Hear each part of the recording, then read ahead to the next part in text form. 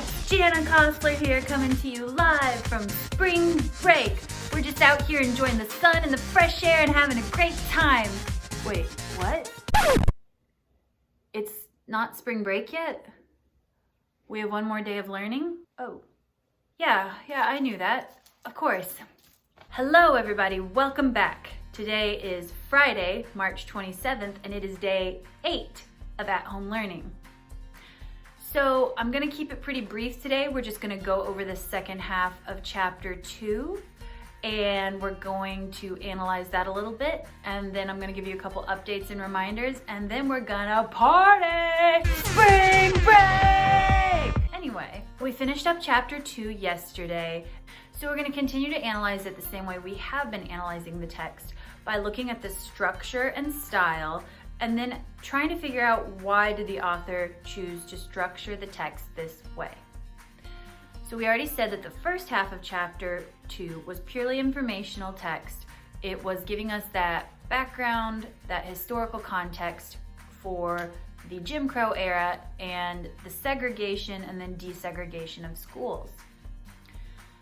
I said yesterday at the midpoint of the chapter that I felt like we were getting ready to transition from that informational style to a narrative style. So I've got to apply my big brain theory. Time for our favorite game show.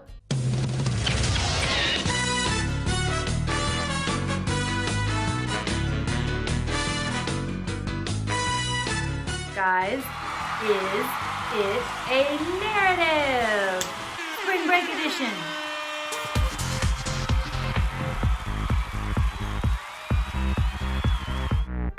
So again, I've got to ask myself that first question. Is there a main character? My first instinct is to say no. But as I read through, I do notice that we're not talking necessarily about a single character, but we continue to focus on a group of characters. The Little Rock Nine, as a collective group, seem to kind of be the main character of this second half of the chapter. So, in answer to that question, kinda? Then I'm gonna look at that second question, is there a plot?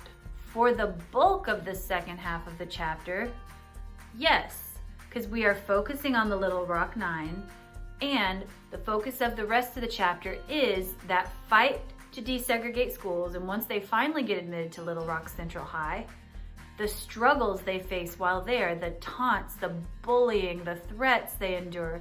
Melba Patillo Beals getting acid splashed in her eyes, which was just a shocking moment for me. But yeah, these events build and tell a story. So yes, there is a plot. Final question, is there description?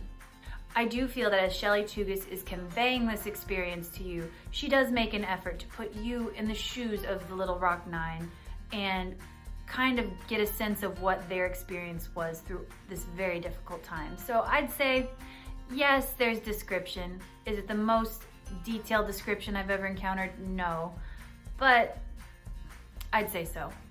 So overall, I'd say the second half of chapter 2 is narrative. There are still a couple little spots that are purely informational, especially toward the end of the chapter as they're kind of wrapping things up and explaining the final steps toward integration and desegregation of schools. But overwhelmingly, end of chapter 2 is a narrative. Now comes the why.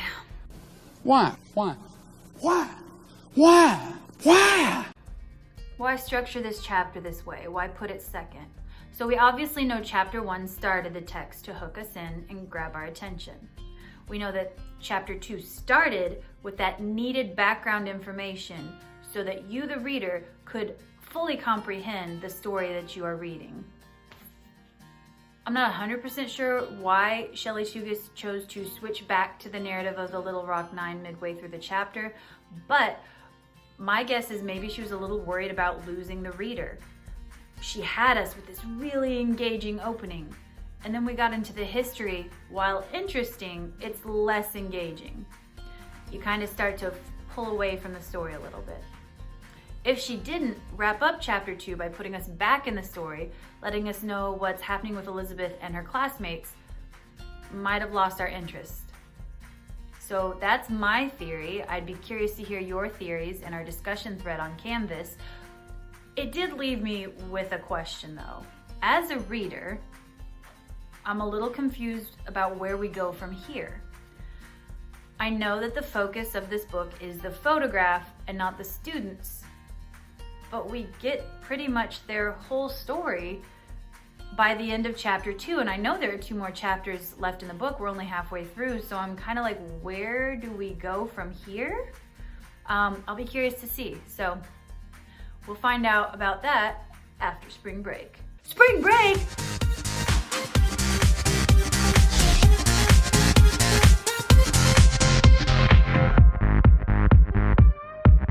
So really our only action items for today are, I would love to hear your thoughts about the text structure in our discussion thread on Canvas.